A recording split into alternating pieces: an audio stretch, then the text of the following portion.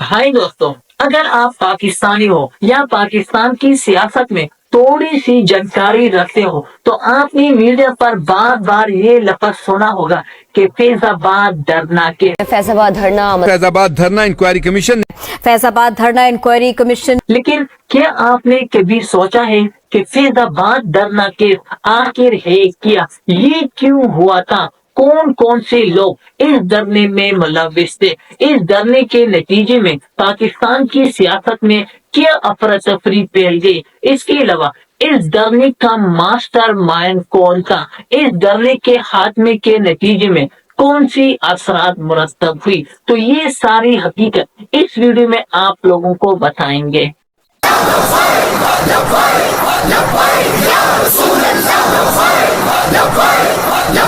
تو کہانی شروع ہوتی ہے 19 اکتوبر 2017 جب پاکستان میں مسلم لیگ یعنی شاہد حقان عباسی کی حکومت تھی۔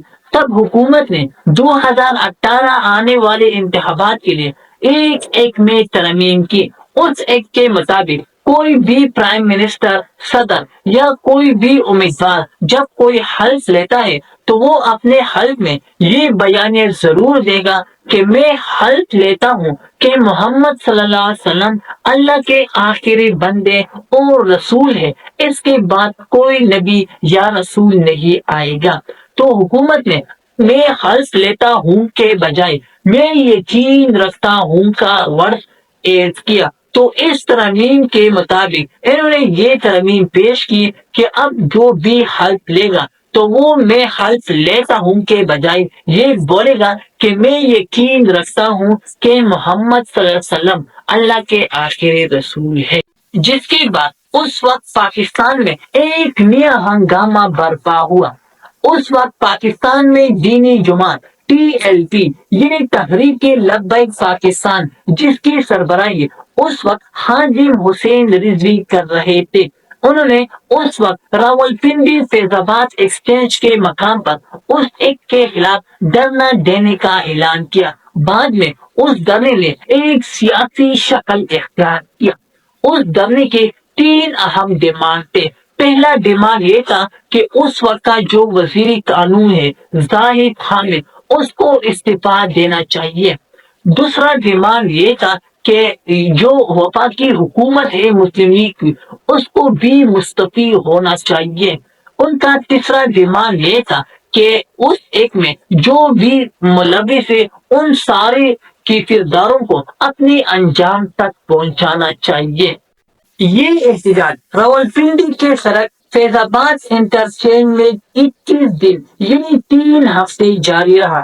آخر کار حکومت نے اس ڈیمانڈز کو پوری کر دی، اور اس ڈیمانڈ کو پوری کرنے والا کوئی اور نہیں بلکہ اس وقت کا DGC اور سابق DGI جنرل فیض حمید تھا، اور ان ڈیمانڈز پر جنرل فیض حمید کا دستخط بھی موجود ہے۔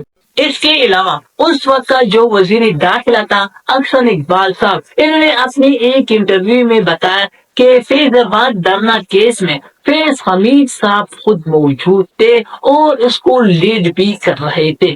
اس کے علاوہ اس وقت کا جو وزیر دفاع تھا خواجہ آصف صاحب، انہوں نے بھی ATV کے ایک ٹاک شو میں ان کا اعتراف کیا ہے کہ فیض حمید صاحب فیض آباد دھرنے کیس میں ملوث ہے۔ انہوں نے مزید کہا کہ فیض حمید صاحب نے ہمیں بتایا کہ اگر وہ اس مذاکرات ٹیم کا حصہ نہیں ہوں گے تب یہ جو دھرنے کے شرکاء ہیں یہ بھی اس مذاکرات پر راضی نہیں ہوں گے۔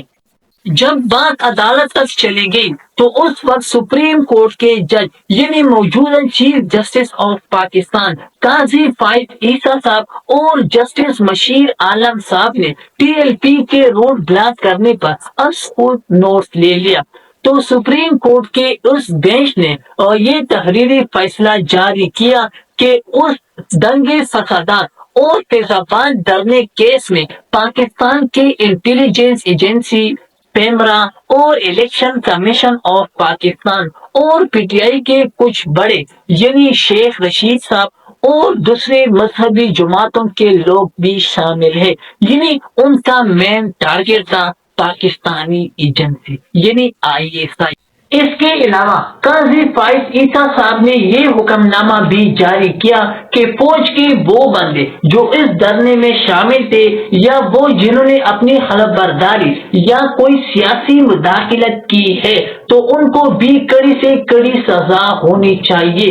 تو قاضی فائز عیسیٰ کے اس بات کے بعد جب 2018 میں عمران خان صاحب کی حکومت آئی تو انہوں نے قاضی فائز عیسیٰ کے خلاف ریفرنس دائر کی۔ بعد میں عمران خان صاحب نے خود بتایا کہ میں نے یہ ریفرنس فوج کے حکم پر جاری کی اور یہ میری سب سے بڑی غلطی تھی۔ لیکن ناظرین یہ بھی یاد رہے کہ اس سے پہلے بھی لاہور ہائی کورٹ کے جج یعنی جسٹس شوکت عزیز صدیقی کے خلاف 11 اکتوبر 2019 میں ان کے خلاف ریفرنس دائر کر دی گئی تھی اور ان کو اپنے عہدے سے بھی ہٹا دیا گیا تھا۔ جب 2024 میں قاضی فائز عیسیٰ نے ان کے فائلز دوبارہ کھولے تو ان سے یہ معلوم ہوا کہ نہیں ان کو ہٹا دیا گیا تھا، وہ ریٹائر نہیں ہوا تھا۔ اس کے علاوہ آپ کو یہ بھی جاننا ہوگا کہ 2024 میں فیض آباد دھرنے کیس میں فیض حمید کو کلین چیٹ مل گیا، یعنی فیض آباد دھرنے کیس میں فیض حمید کو بے گناہ اور بے قصور قرار دیا گیا تھا۔ تو ناظرین وہ فائز عیسیٰ جو 2017 میں جنہوں نے فیض حمید کا نام لے کر یہ کہا تھا کہ فیض حمید اس دھرنے میں شامل ہے، اب انہوں نے 2024 میں as a chief justice of Pakistan یہ فیصلہ دیا کہ نہیں، فیض حمید اس دھرنے میں بے گناہ اور بے قصور تھا۔ تو آپ اس معاملے کو کس نظر سے دیکھتے ہیں، یہ جواب کمنٹ میں ضرور دیجیے۔ شکریہ۔